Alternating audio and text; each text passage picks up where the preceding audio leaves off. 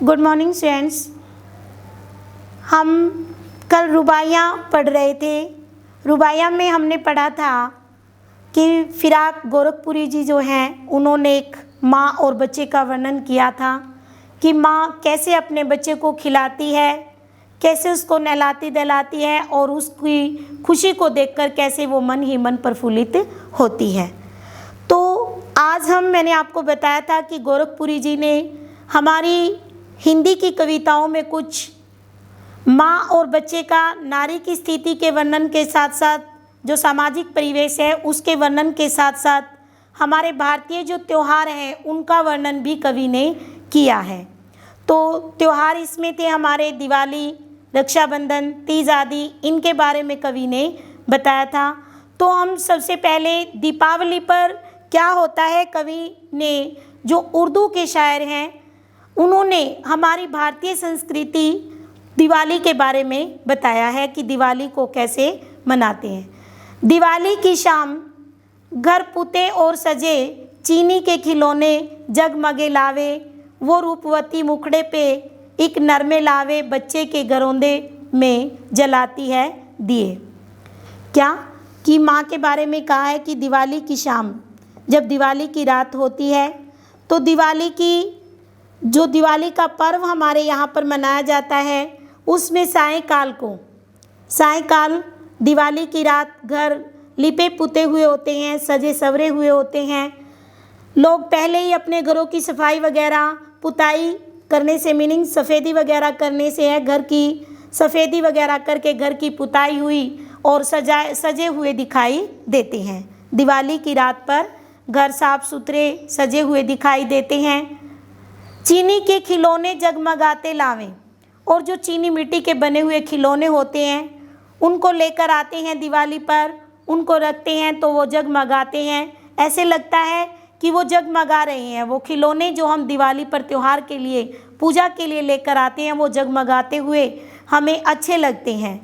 वो रूपवती मुखड़े पे एक नर्म लावे, कहते हैं कि वो चीनी के जो सुंदर सुंदर खिलौने लेकर आए हैं, वे खिलौने इतने सुंदर हैं कि देखने वाले के मुख पर, उन चीनी के खिलौने को देखने वाले के मुख पर नर्म हंसी आ जाती है, अपने आप ही मुस्कुराहट आ जाती है। उन चीनी मिट्टी के बने हुए खिलौनों की जो विभिन्न आकृतियाँ होती हैं, उन आकृतियों को देखकर हम मुग्ध हो जाते हैं और मुग्ध होकर उन पर हम प्रसन्नचित्त होते हैं। बच्चे के घरौंदे में जलाती है दिए, कहते हैं कि वो रूपवती, वो माँ जो मुखड़े पर हंसी लाती है उन मिट्टी चीनी के खिलौनों को देखकर, वो बच्चे का जो मिट्टी का घरौंदा होता है उसके अंदर दिया जलाती है, उसके अंदर रोशनी करती है कि मानो वो बच्चे का घर है, उस घर के अंदर वो दिया जलाती है कि उसमें रोशनी रहे। कहने का मीनिंग क्या है कि जो हम दिवाली के पर्व पर जो एक मिट्टी का एक वो हटड़ी जिसको हम बोलते हैं, पूजा के लिए लेके आते हैं उसमें हम एक दिया जलाते हैं, उसके लिए कहा गया है कि मिट्टी का जो वो उस मिट्टी के घरौंदे में जो वो दिया जलाया जाता है वो मानो उस बच्चे का घर हो, इसका प्रतीक मानकर उसके अंदर दिया जलाया जाता है कि वो सारी लाइफ उसके जीवन में जलता रहे। तो इसमें स्वर पद मैत्री है। स्वर पद मैत्री आपको मैंने बताया था कि उर्दू की जो शैली है, इसकी लेखन की शैली, इसने क्या बताया था, पहली दूसरी और जो चौथी पंक्ति है उसमें एक ही मात्रा का प्रयोग किया गया है। जैसे कि सजे लावे दिए, तो एक ही मात्रा का प्रयोग है। ये उर्दू का अलंकार हम कह सकते हैं, लेखन शैली इसको हम कह सकते हैं, छंद शैली, लेकिन हमारी हिंदी में ये पद मैत्री बनता है, इसको हम पद मैत्री कहते हैं। उर्दू के जो साहित्यिक हिंदी भाषा है उसका सफल प्रयोग इसमें हुआ है, प्रसाद गुण है, रुबाई छंद का प्रयोग किया गया है। नेक्स्ट पैरा देखेंगे। आंगन में ठुनक रहा जिद आया है, बालक तो हुई चांद पे ललचाया है, दर्पण उसे देके कह रही है माँ, देख आईने में चांद उतर आया है। क्या कि एक बच्चा है, जब ये रुबाई जो कवि ने लिखी है ये माँ और बच्चे के बारे में है, अभी त्यौहार के बारे में बता रहे थे। फिर माँ और बच्चे के बारे में बताता है। कहता है कि आंगन में ठुनक रहा था, जिद्दी आया। माँ का लाडला सा चांद सा टुकड़ा जो था वो थोड़ा सा धीरे धीरे बड़ा हो रहा है। बड़ा होकर वो आंगन में ठुमक ठुमक कर घूम रहा है। कभी गिरता है, कभी उठता है, कभी झुककर चलता है। कहते बालक हो तो हुई चांद पे ललचाया। कहते कि जो गिरकर उठकर चल रहा है, जो बच्चा ठुमक ठुमक कर गिरते हुए उठते हुए चल रहा है, कभी गिरता है, कभी उठता है, कभी झुककर आगे की ओर एकदम से बढ़ जाता है। कहते वो जिद्दी सा बालक, वो जिद लगाए हुए है। क्या जिद लगाई उसने? बालक तो वही चांद पे ललचाया है। वो जिद्दी बालक कहता है कि मुझे तो वही चांद चाहिए जो उसे दिखाई दे रहा है। खेलते हुए उस बच्चे को आंगन में चांद की परछाई दिखती है।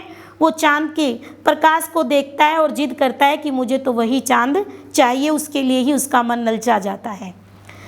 दर्पण उसी दे कह रही है माँ, देख आईने में चांद उतर आया है। अब माँ अपने बच्चे को बहलाने की कोशिश कर रही है। क्यों?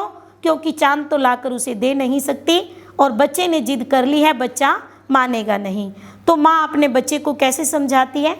दर्पण उसे दे कह रही माँ, देख आईने में चांद उतर आया है। माँ अपने बच्चे को दर्पण दिखाती है और दर्पण में चांद को दिखाती है। कहती है ये देख शीशे के ऊपर चांद उतर कर आ गया है, ऊपर से तेरे पास ही इस शीशे पर चांद आ गया है, इसको तू अब ले ले। तो माँ अपने बच्चे को कहने का मीनिंग कैसे भी बहला सकती है। माँ की बातों से बच्चा जल्दी ही बहल जाता है।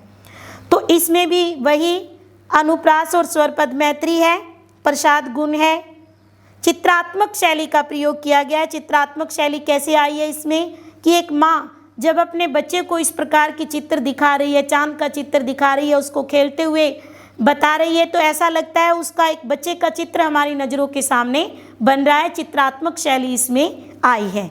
तो रुबाई छंद का प्रयोग इसमें आया है। कहने का मीनिंग क्या कि वात्सल्य रस का प्रयोग किया गया है। माँ और बच्चे के बीच की बातें बताई गई हैं।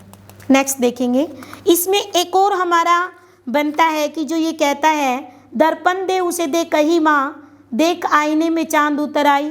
एक बार ये हट और भी की थी। किसने? सूरदास ने। कृष्ण के बारे में कहा था कि कृष्ण ने भी अपनी माँ से चंद्रमा रूपी खिलौना लेने की जिद की थी, है ना। मैया मैं तो चंद्र खिलौना ले लूँ। तो सेम पंक्तियाँ हैं, यहाँ पर भी वो बच्चा चंद्रमा को लेना चाहता है। अगला जो पैरा है हमारा, ये रक्षाबंधन के बारे में है कि रक्षाबंधन का त्यौहार हम कैसे मनाते हैं। अभी पीछे कवि ने दीपावली का वर्णन किया था। इसमें रक्षाबंधन के बारे में बताते हैं कि जो हम रक्षाबंधन का त्यौहार मनाते हैं, मुस्लिम होते हुए भी ये हमारे हिंदुओं के त्योहारों का कितने अच्छे से वर्णन करते हैं। रक्षाबंधन की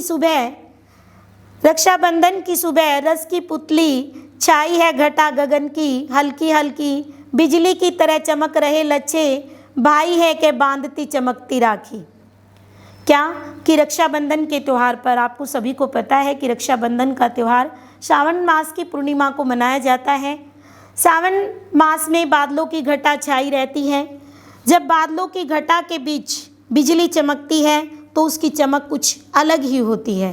तो ऐसे ही इस रक्षाबंधन के त्यौहार के बारे में कवि ने बताया है कि इस रक्षाबंधन के त्यौहार में उस धागे के अंदर जो धागा एक कच्चे धागे का बना हुआ है, उसके अंदर कैसी चमक है, क्या है। रक्षाबंधन की सुबह रस की पुतली, कहते हैं कि रक्षाबंधन के त्यौहार की सुबह जो आनंद और मिठास अलग से एक दिखाई देती है, वो भेदने वाली होती है। सुबह होते ही हमें आनंद की अनुभूति होती है, चाहे वो भाई है चाहे वो बहन है। बहन को राखी बांधने की आनंद अनुभूति होती है, भाई को अपनी बहन से बंधवाने की होती है। दोनों ही आनंद में डूबे हुए होते हैं। कहते छाई है घटा गगन को, हल्की हल्की बिजली की तरह चमक रहे लच्छे। कहते कि जैसे कि सावन के महीने में आकाश में काली घटाओं के बीच बिजली चमकती है, उसी प्रकार एक कच्चे धागे से बना हुआ जो धागा है, उस धागे के जो लच्छे बने हुए हैं, साइडों में जो फूंदे लगे हुए होते हैं, उस धागे के साथ साथ कच्चे धागे के साथ साथ वो उसके जो लच्छे हैं वो भी चमक रहे हैं। कैसे चमक रहे हैं? जैसे कि काली घटाओं के बीच बिजली चमक रही है। तो भाई के बांधनी चमकती राखी, तो बहन अपने भाई के हाथ पर वो लच्छे भी चमकती हुई राखी को बांधती है, उसके लिए दीर्घायु की कामना करती है। तो इसमें क्या है कि साहित्यिक हिंदी भाषा की सरल भाषा का प्रयोग किया है, पुनरुक्ति प्रकाश अलंकार है, स्वर पद मैत्री है, रुबाई छंद का प्रयोग किया गया है। इसमें 2 पैरों में कवि ने हमें क्या बताया था, एक में तो दीपावली के बारे में और एक में क्या बताया हमें, रक्षाबंधन के बारे में। बाकी सब क्या था, एक माँ और बच्चे का वात्सल्य रस का प्रयोग था। 2 पैरों के अंदर हमारे त्योहारों की अनुभूति हमें करवाई है, हमारे सामाजिक परिवेश का वर्णन दिया है। तो आपने इसको बच्चों पढ़ना है। धन्यवाद।